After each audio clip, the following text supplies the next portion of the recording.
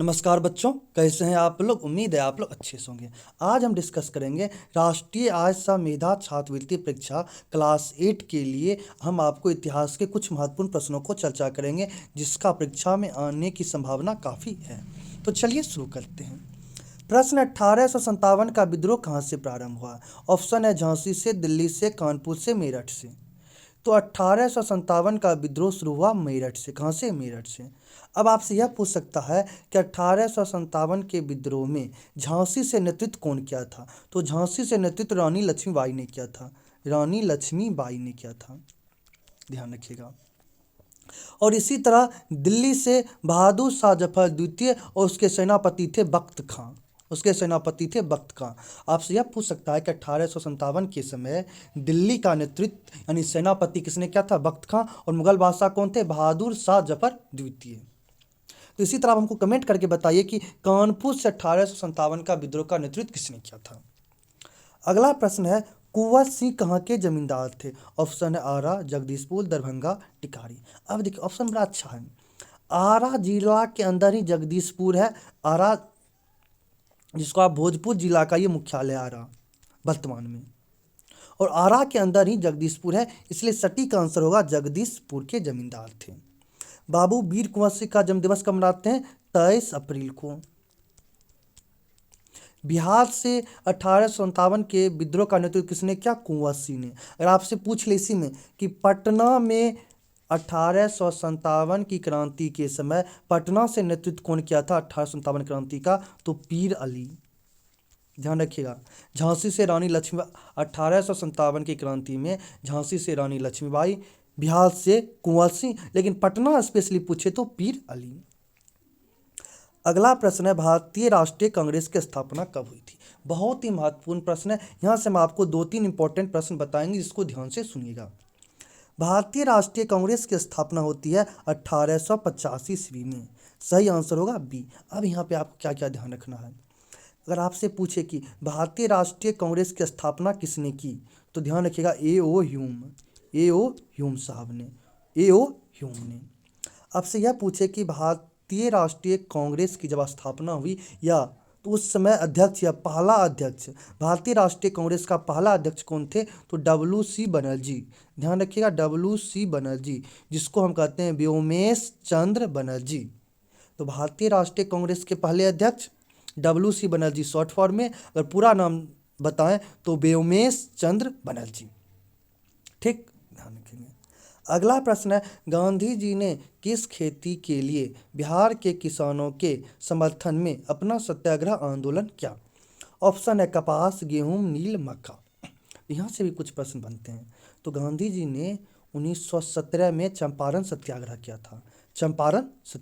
था। नील की खेती के विरोध में। 3 कठिया व्यवस्था था। तो उस समय अंग्रेज का क्या कहना था, अगर तुम्हारे पास 20 कट्ठा जमीन है, 20 कट्ठा जमीन है तो उसमें तुम 3 कट्ठा जमीन में नील उगाएगा, नहीं उगाएगा तो तुम पे टैक्स लगाएंगे, जबरदस्ती करेंगे, बल का प्रयोग करेंगे। तो 20 कट्ठा में 3 कट्ठा जमीन, हर हाल में 3 कट्ठा जमीन में नील की खेती करनी पड़ती थी। और अंग्रेज क्या करते, सस्ता नील खरीद लेता था तो किसान भुखमरी का शिकार होने लगता था, इसलिए विरोध किया गया।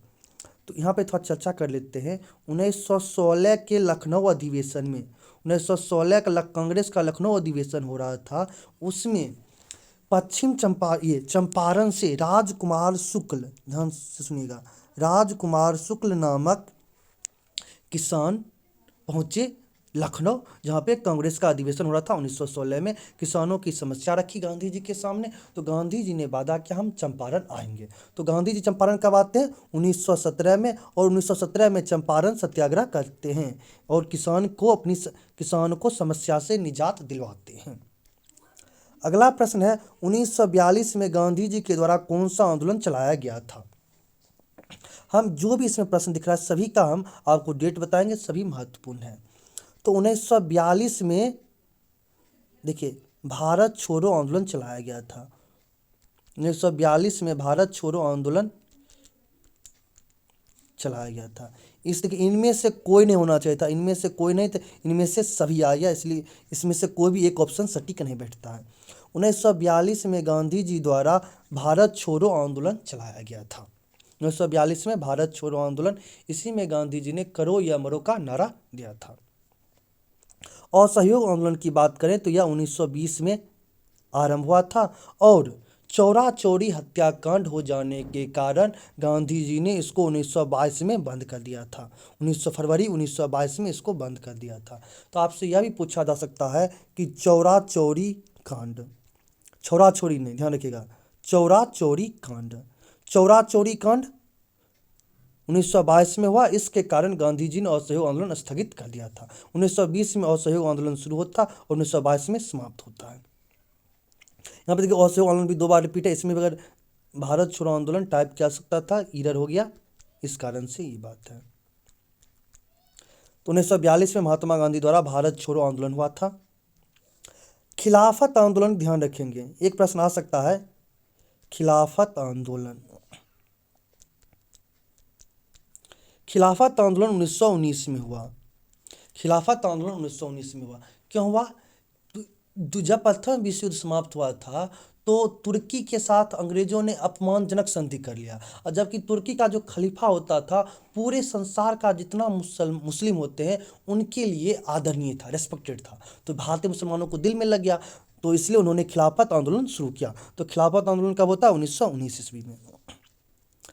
अगला प्रश्न है, ब्रिटिश सरकार ने किस वर्ष में राजा राममोहन राय का समर्थन करते हुए सती प्रथा के विरुद्ध में कानून बना दिया? तो 1829 में सती प्रथा समाप्त होता है। 1829 में सती प्रथा समाप्त होता है। ध्यान रखिएगा, उस समय भारत के गवर्नर जनरल विलियम बेंटिक थे। विलियम बेंटिक कौन था? विलियम बेंटिक, ध्यान रखिएगा। 1829 में सती प्रथा का विरोध करवाने में, समाप्त करवाने में किनका योगदान था? राजा राम मोहन राय। उस समय भारत के गवर्नर जनरल कौन थे? William Bentinck. विलियम हमने आपको स्पष्ट लिख दिया था, बेंटिक किस बार देख लें, विलियम बेंटिक थे। आप राजा राम मोहन राय काफ़ी चर्चित आदमी, इनके बारे में कुछ बात जान लें। राजा राम मोहन राय को भारत का पत्रकारिता का जनक कहा जाता है, यानी समाचार पत्र का जनक, पत्रकारिता का पिता। पत्रकारिता के जनक कौन हो गए? राजा राम मोहन राय। अगर आपसे पूछे पुनर्जागरण, पुनर्जागरण, नववाद, आधुनिक युग के जनक कौन कहे जाते हैं भारत में? तो राजा राम मोहन राय ही कहे जाते हैं। इन्होंने 1828 में ब्रह्म सभा की स्थापना की, ब्रह्म सभा की स्थापना की, जो बाद में ब्रह्म समाज के नाम से प्रसिद्ध हुआ। तो 1828 में ब्रह्म सभा या ब्रह्म समाज की स्थापना किसने की? राजा राम मोहन राय ने। अगला प्रश्न है, किसने प्राचीन ग्रंथों का हवाला देते हुए विधवा विवाह के पक्ष में आंदोलन चलाया? ऑप्शन है विवेकानंद, महात्मा गांधी, राजा राम मोहन राय, विश्वचंद्र विद्यासागर।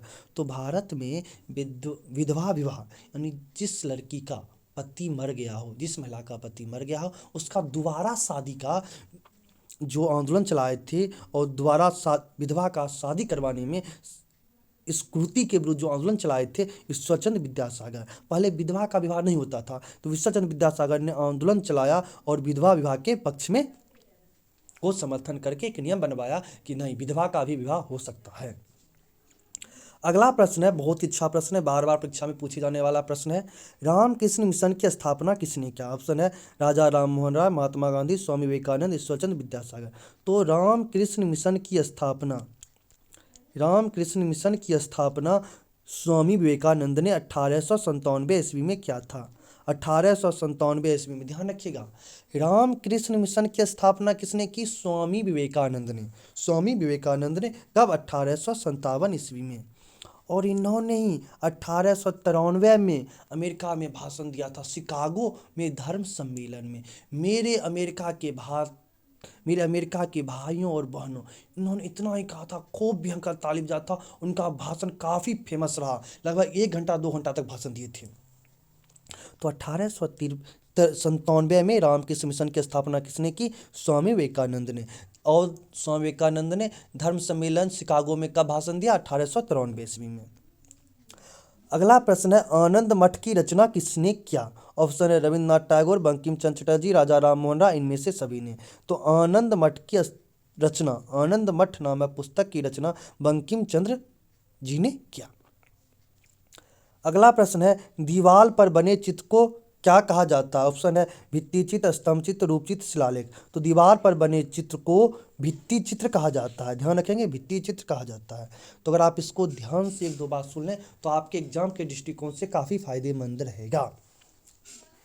आज के लिए इतना ही, फिर मिलते हैं अगले वीडियो में। तब तक के लिए नमस्कार।